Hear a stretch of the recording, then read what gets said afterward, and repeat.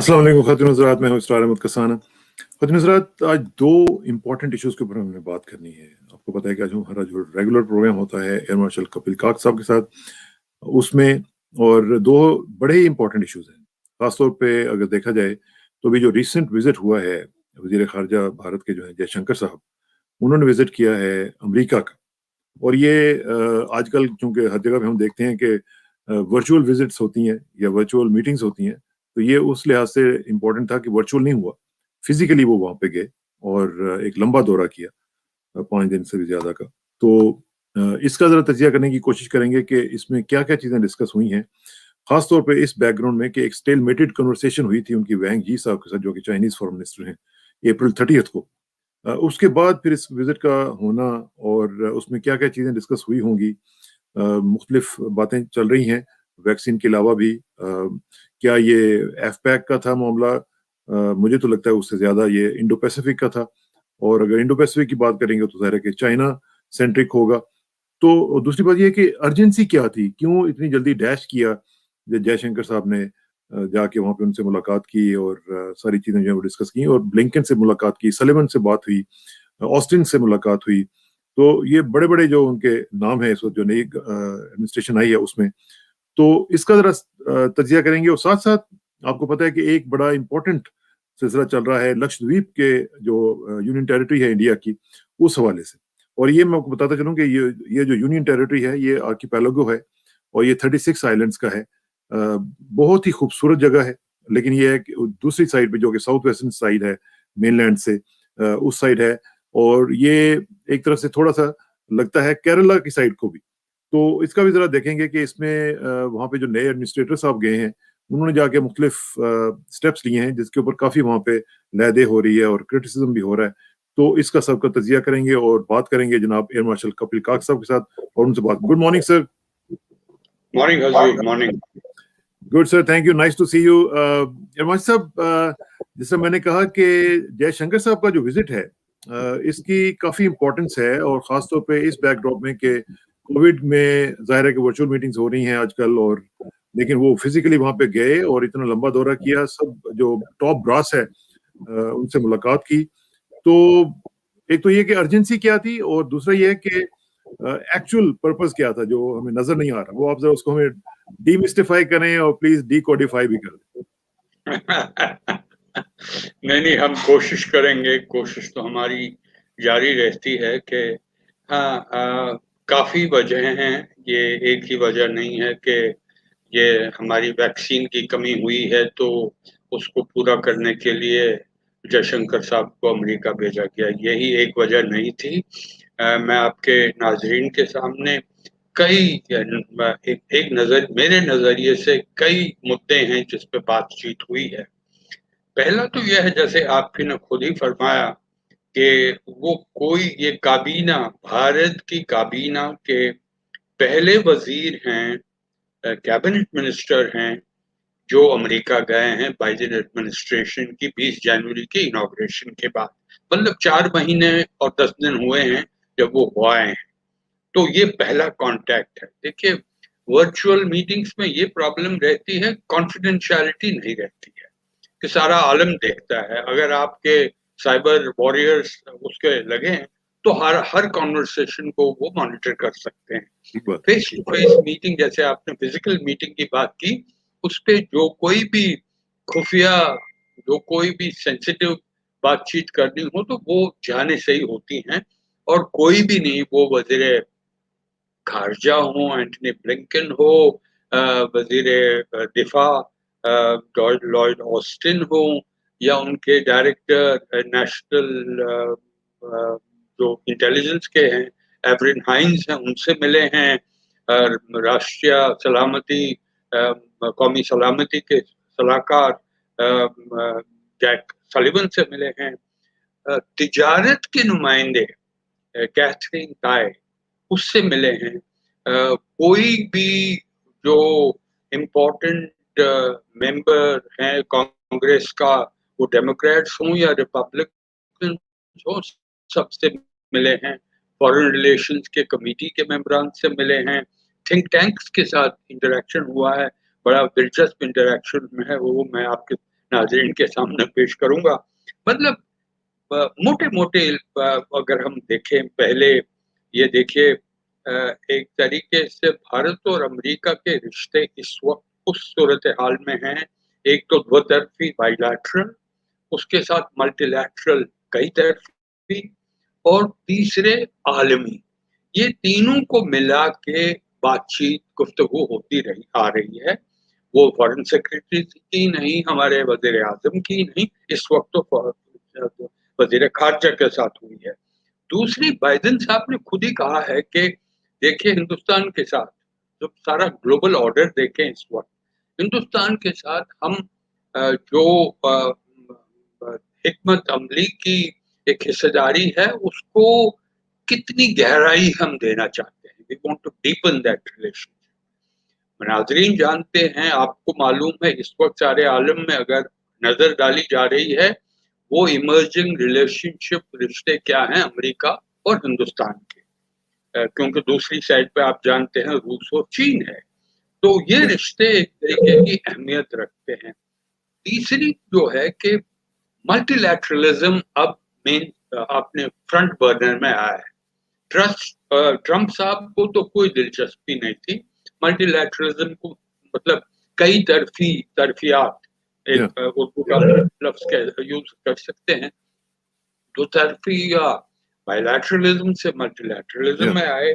और ये हिंदुस्तान की भी बात ये है कि जो सर्द जंग के बाद हम भी इंटरनेशनल ऑर्डर में थोड़े सेंसिटिव थे रूस और चीन के साथ। तो इस वक़्त आप याद लीजिए 10 साल, 15-20 साल पहले वो बैलेंस एक तरीके से मौजूद था।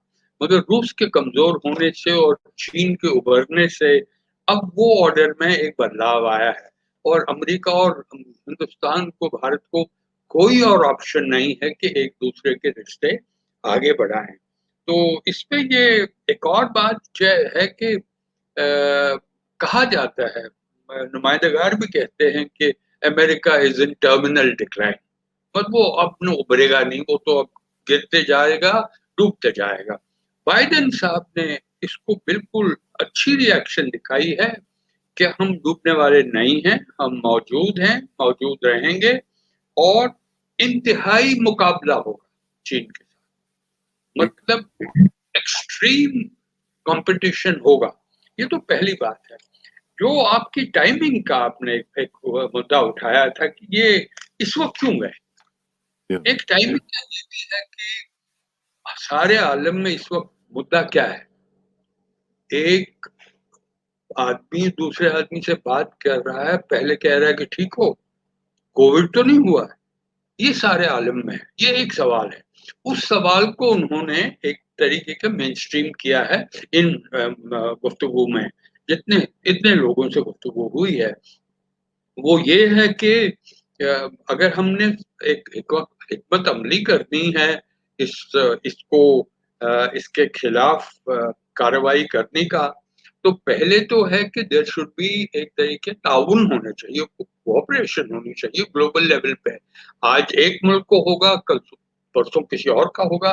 तो इस पे अमेरिका और हिंदुस्तान एक तरीके की नई ग्रैंड स्ट्रैटेजी निभा रहे हैं कि हम दो मुल्क सारे आलम को एक तरीके से इस महामारी से दूर करने के लिए कदम उठाएँगे। ये बहुत अहमियत है।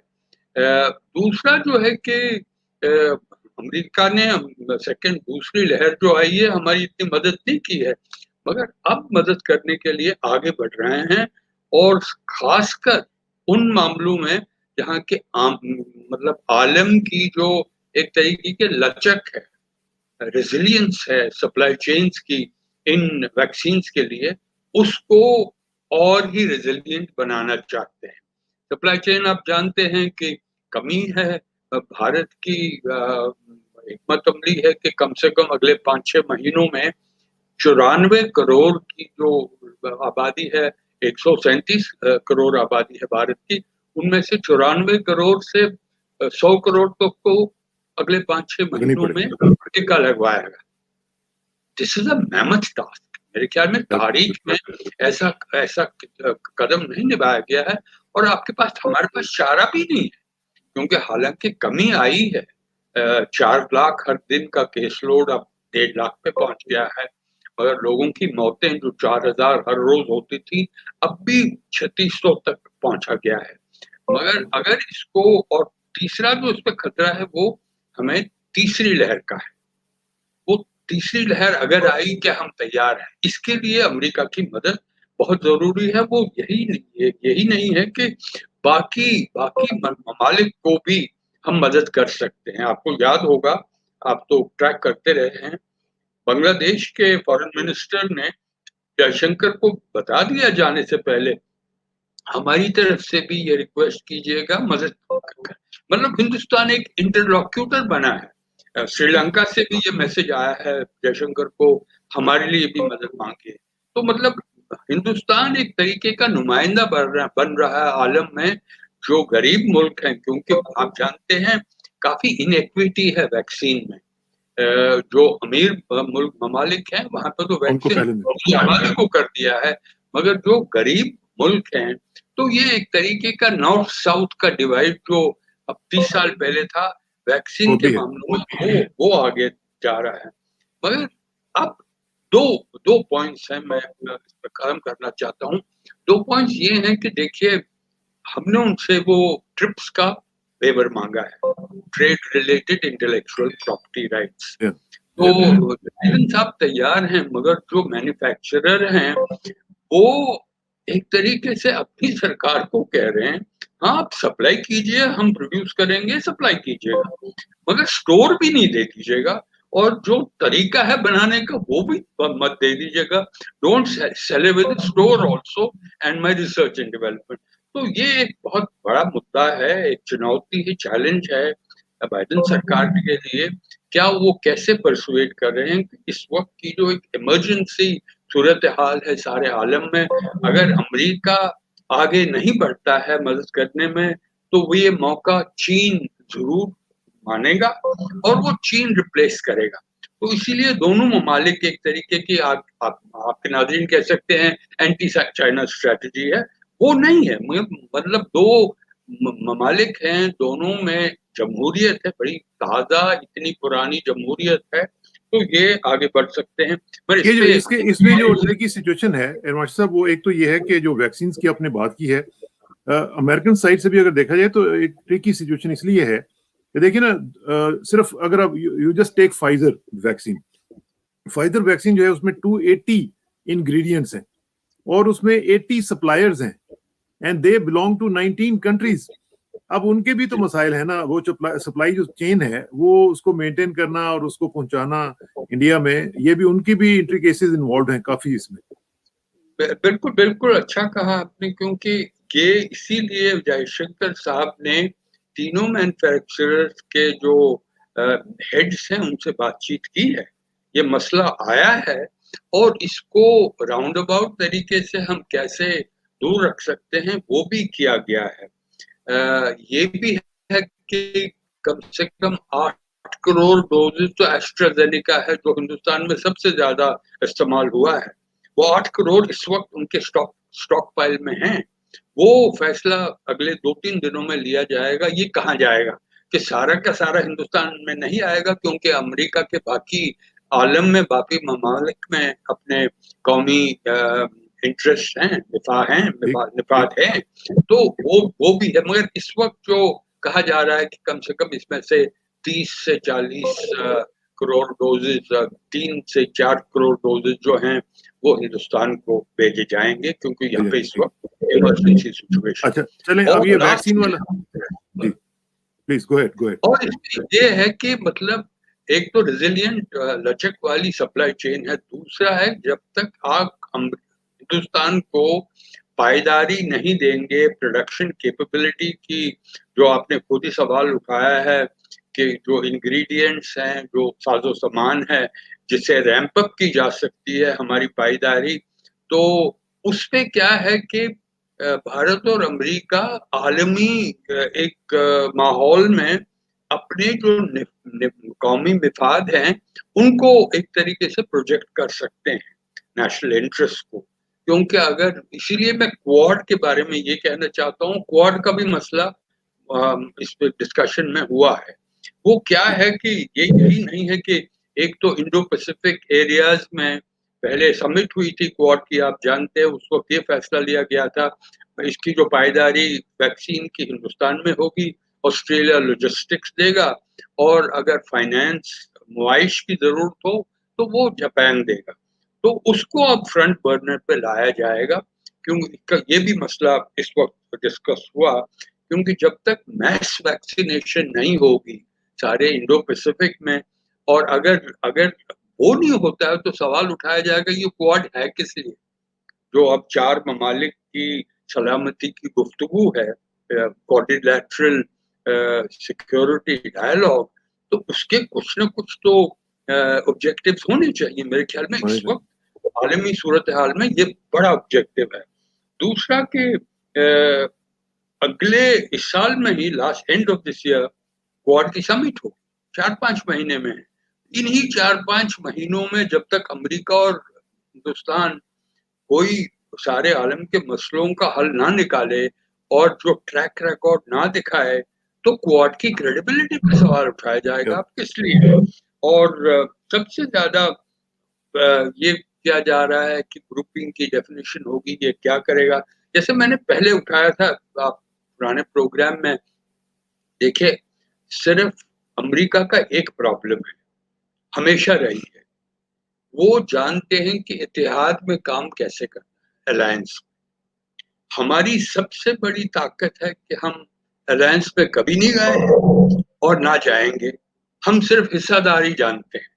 अब इन दोनों को मिलाना है कि अमेरिका मतलब इत्तेहाद से हिस्सेदारी में कैसे आएगा, ताकि दोनों ममालिक आगे बढ़ सके। एक और जो वक्त होने वाला है, मैं 2 मिनट और ले लूंगा। एक तो ट्रेड में काफी बातचीत हुई है कि कैसे रिफॉर्म हो जाएगा, आलमी जो तिजारती ऑर्डर है, कि ताकि जो प्रोटेक्शनिज्म ट्रंप के सामने आया था उसको दूर किया जाए। क्लाइमेट चेंज, मौसमी बदलाव की बात हुई है, तो उस पर भी कहा गया है कि जब तक डेवलप्ड ममालिक डेवलपिंग ममालिक को फाइनेंशियल मुआशी मदद ना मिले दे दें, तब तक। ये तो कोप 25 का आपको याद होगा समिट हुई थी 2015 में, ये मुद्दा उस वक्त भी था।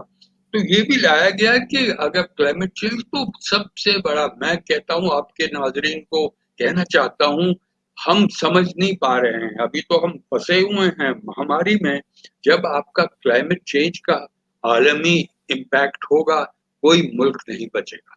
तो अगर हम इस वक्त कदम नहीं उठाते तो हम पीछे रह जाएंगे और खतरे ही खतरे मौजूद रहेंगे। अफगानिस्तान के बाद में हाँ जी, अफगानिस्तान की बात भी करनी है, लेकिन उससे पहले एक चीज ये भी बड़ी इंपॉर्टेंट है। आपने एक समिट का, क्वाड की समिट का जिक्र किया। मेरा ख्याल है कि इसी साल ब्रिक्स की और एससीओ की भी मीटिंग होने वाली है, वो भी इंडिया होस्ट करने जा रहा है। जी हाँ, मैं भूल गया वो कहना कि इसी मतलब अगले 5 महीनों में एक तो ब्रिक्स और एससीओ की मीटिंग होगी और क्वाड की मीटिंग होगी, और सारे की सारे मतलब जैसे कहते हैं ट्रांसपेरेंसी में सारा आलेगा कि इन ग्रुप्स का होने वाला है। अफगानिस्तान के बारे में अमेरिका ने एक तरीके से विश्वास, रीएश्योरेंस दी है हिंदुस्तान की, क्यों उन्होंने एक तरीके की बेचैनी दिखाई हमारे वजीर खारजा ने, कि हमें ये पिछले 2 दिहाइयों के जो गेन्स हैं, एडवांटेजेस हैं, ऐसा ना हो कि हम पूरे वो खो जाएंगे, खो दें वो एडवांटेजेस। जो जो लोग एक तरीके जमहूरियत आई है, इंस्टीट्यूशनल बिल्डिंग हुई है, इलेक्शंस होते आ रहे हैं, बाकी जो प्रोग्रेसिव आइडियाज हैं। मगर आखिर में मैं आपके नाजरीन को सिर्फ 1 मिनट लूंगा कि वहाँ एक हूवर इंस्टीट्यूशन है, जहाँ अमेरिका के पुराने कौमी सलामती के सलाहकार मास्टर थे, तो उन्होंने बड़े बड़े जानते हैं जयशंकर को, मगर वहां जयशंकर बड़े कमजोर लगे मेरे नजरिए से, क्योंकि एक तरीके से पहले उन्होंने कहा है कि इतनी दिहाइयों में कुछ नहीं हो रहा था, वो तो सिविल सर्वेंट रहे हैं इतनी दिहाइयों में, तो वो तो एक मेरे ख्याल में ठीक बात नहीं थी। फिर वो एक तरीके का क्रिटिसिज्म करते रहे कि वो लिबडार्ड्स का जो ये माहौल है, क्योंकि मैकमास्टर ने उनको डायरेक्ट सवाल पूछा, आप मुझे बताइए, उनका सवाल था, ये कोई ऑडियंस का सवाल नहीं था। उन्होंने कहा कि क्या आपकी हिंदुत्व सियासत जो है, क्या आपकी सेक्युलरिज्म और जमहूरियत पे एक तरीके का कॉन्सिक्वेंशियल इम्पैक्ट नकारात्मक मतलब नेगेटिव नहीं होगा? तो उन्होंने कहा कि नहीं नहीं नहीं, ये देखिए सारे आलम में एक कंकॉक्टेड इमेजरी बनाई जा रही है, उनके अल्फाज हैं, क्योंकि ये सरकार ये इंग्लिश स्पीकिंग नहीं है, ये इस वक्त की जो सरकार है वो वर्ल्ड पॉलिटिक्स जानती नहीं है, तो इसीलिए कुछ मिसअंडरस्टैंडिंग है, हमारी गवर्नेंस का रिकॉर्ड बड़ा अच्छा रहा है। बिल्कुल मेरे दृष्टिकोण, मेरे नजरिए से देखो, बिल्कुल ठीक नहीं रहा है कि वो आर्टिकल 370 हो, वो सीएए हो, नेशनल रजिस्टर ऑफ सिटीजन्स हो, या जो इतने 7 सालों में जो प्रोग्राम्स इस सरकार के रहे हैं, ये प्रोग्रेसिव प्रोग्राम्स नहीं रहे, सही है। क्योंकि हर प्रोग्राम के पीछे कुछ, ये हम बात करेंगे जब लक्षद्वीप की बात होगी, तो मतलब इस थिंक टैंक की इंटरेक्शन में मैं बड़ी अफसोसी से साथ कहना चाहता हूँ, क्योंकि मैं जयशंकर साहब को कई दहाइयों से बड़ी क्लोजली जानता हूँ, एक तरीके की फैमिली समझता हूँ, मगर उस इंटरेक्शन में वो ठीक से अपने परफॉर्म नहीं और कर सकते। हमारी कर नहीं सके, डिफेंड नहीं कर सके। ठीक। अच्छा, एक तो ये चीज है कि जो आपने बताई, मैं वैसे आप प्रीएम्प्ट कर लेते हैं हमेशा, मैं अभी कोई क्वेश्चन मैंने करना होता है वो आप उसका पहले ही जवाब दे देते हैं, लेकिन ये है कि अच्छा हुआ कि आपने इसको क्लैरिफाई भी कर दिया। लेकिन एक चीज जो है वो बड़ी इंपॉर्टेंट है, वो ये है कि जब कोई गवर्नमेंट, आपने कोई इनडिफेंसिबल गवर्नमेंट को आपने रिप्रेजेंट करना हो, तो ये जो रिप्रेजेंटेटिव्स होते हैं, खासतौर पे हाईएस्ट लेवल पे जो डिप्लोमेट्स हैं, उनके लिए भी बड़ा मुश्किल हो जाता है उसको डिफेंड करना, क्योंकि वो किस किस जगह पे जाके कैसे कैसे उसको डिफेंड करेंगे, ये पॉसिबल नहीं होता कई दफा। अब वो कैसे कि ये जस्टिफाई करेंगे कि जिस तरीके से लोगों को वहां पे मारा गया है, जिस तरीके से वहां पे मिसाइल किए हैं, इवन अब JNK में देखें वहां पे जो मामला हुए हैं, बाकी जगहों पे, इवन ये महामारी के दौरान जो सिलसिला हुआ है, इसको कौन डिफेंड कर सकता है, और जिस तरीके से मिस गवर्नेंस हुई है।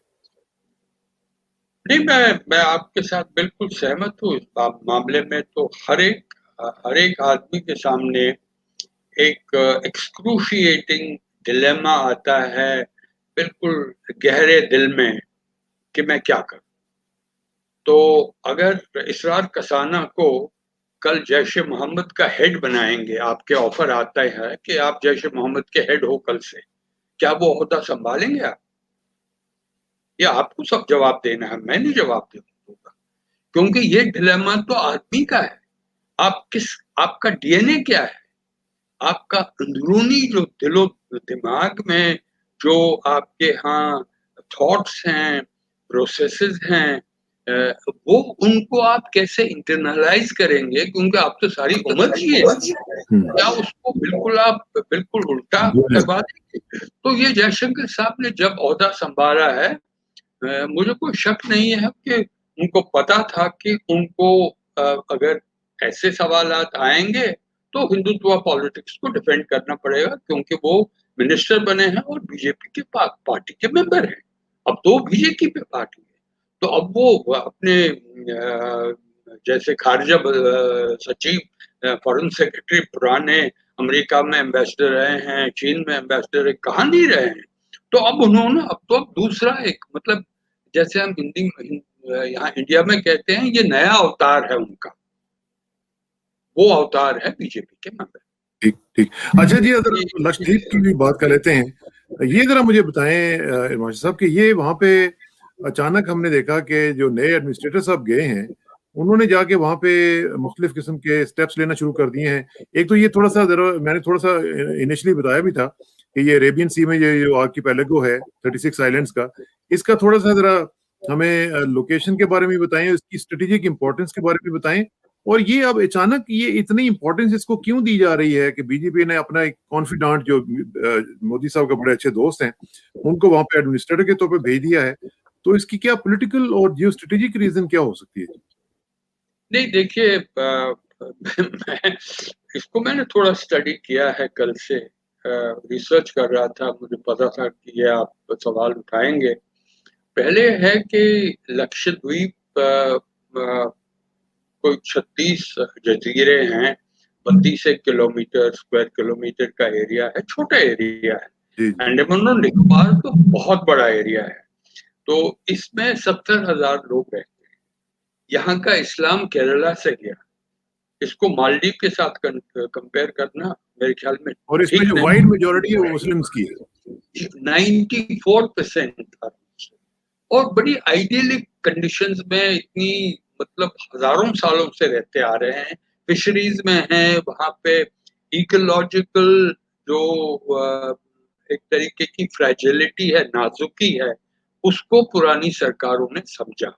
इसमें स्ट्रेटेजिक कोई सिग्निफिकेंस नहीं है, क्योंकि वहां पे हाँ हवाई अड्डे हैं, मगर आइलैंड टेरिटरीज में है, तो थोड़ी सी सहलियात, मतलब टूरिज्म जाता है वहां पे बड़ा सेलेक्ट। वहां पे भी क्या हुआ, क्या ये अचानक नहीं हुआ, ये एडमिनिस्ट्रेटर जो थे हमारे वजीर आजम के दोस्त ही नहीं है, मगर उनके होम मिनिस्टर थे, वजीर दाखिला थे जब वो गुजरात के चीफ चीफ मिनिस्टर। मिनिस्टर। तो मतलब क्लोज है, उन्होंने किया क्या, मतलब यही तो अफसोसनाक बात है कि नए नए कानून शुरू कर दिए ड्राफ्ट में। वो ये है कि पहले के जो वहाँ का लैंडस्केप रहा है इतनी दहाइयों में, उसको अपएंड करने की कोशिश है। कोशिश में है क्या है कि लैंड एक्वायर किया जाएगा। जो लैंड और आइडेंटिटी और कल्चर, ये तीनों मैंने इतने प्रोग्रामों में आप में बताया है, हर जगह ये मुश्किल हो जाती है उनको। मतलब मेरे ख्याल में ये अकलमंदी से ये सवाल, दायनिश्ता तरीके से ये सवाल आगे नहीं लाए हैं, सिर्फ एक तरीके की अथॉरिटेरियन ट्रेंड से इसको शुरुआत की है। दूसरा है कि पिछले, ये कहना कि यही यहाँ पे भी आर्गुमेंट है 70 साल से कुछ नहीं हुआ है, बिल्कुल गलत है। राजीव गांधी वहां 35 साल पहले गए थे, वहां पे लक्षद्वीप डेवलपमेंट अथॉरिटी की मीटिंग चेयर कौन कर रहे थे? राजीव गांधी खुद कर रहे थे। खुद कर रहे थे हाँ। अहमियत देखिए, छोटा सा 70,000 लोग हैं, हिंदुस्तान में 137 करोड़ लोग हैं, क्योंकि फ्रेजिलिटी है, नाजुकी है उस एरिया में।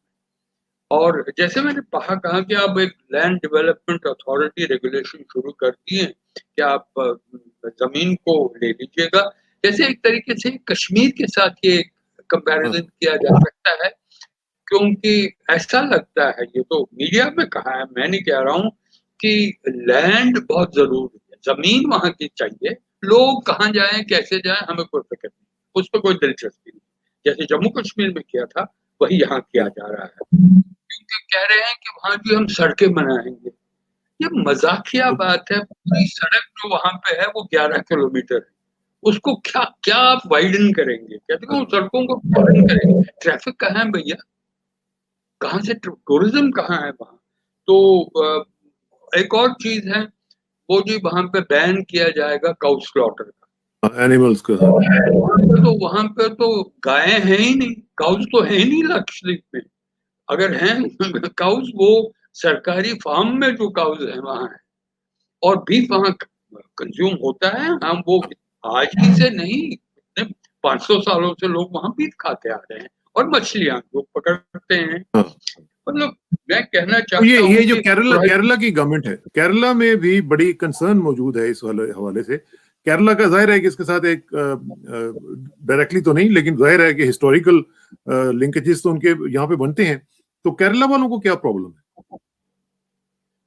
नहीं, केरला वालों के इसके साथ जोड़ना बहुत ही ठीक बात है, क्योंकि इन इस आर्किपेलागो में ये जो जजीरों का ग्रुपिंग है लक्षद्वीप में, यहाँ का जो हुक्मरान होते थे वो राजा होते थे जो कन्नूर में केरला में थे।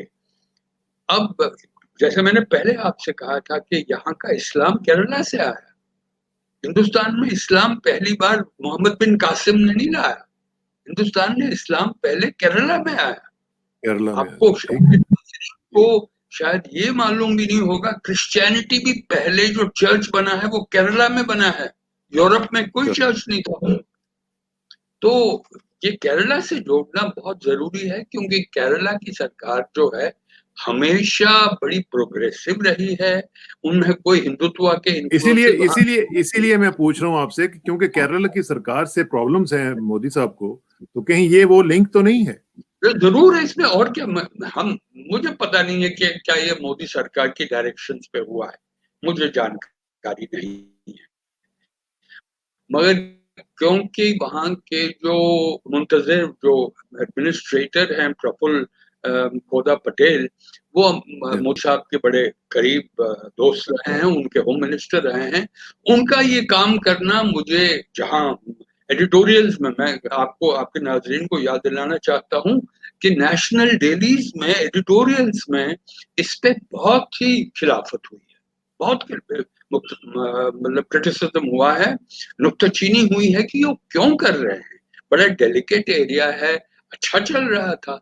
तो ये एक तरीके नुक्ताचीनी ये की जा रही है कि कहीं कमर्शियल इंटरेस्ट की वजह से वहां आप इस बड़े सेंसिटिव इलाके को कहीं आप कमर्शियली आपको लीज आउट तो नहीं कर रहे हैं।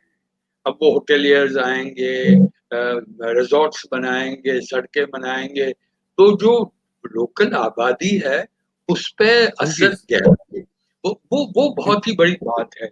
क्योंकि जैसे मैंने पहले कहा है कि शरद पवार हैं, राहुल गांधी हैं, एमिनेंट सिटीजन रहे हैं। आज के हिंदू में वजाहत हबीबुल्ला, जो यहाँ के एडमिनिस्टर रहे हैं, 35 साल पहले राजीव गांधी के साथ थे, उन्होंने बड़ी डिटेल में बताया है कि ये कर क्या रहे हैं। आप वहां पे प्रोहिबिशन को, जो बैन था, वो लोग वहां पे शराब नहीं पीते हैं।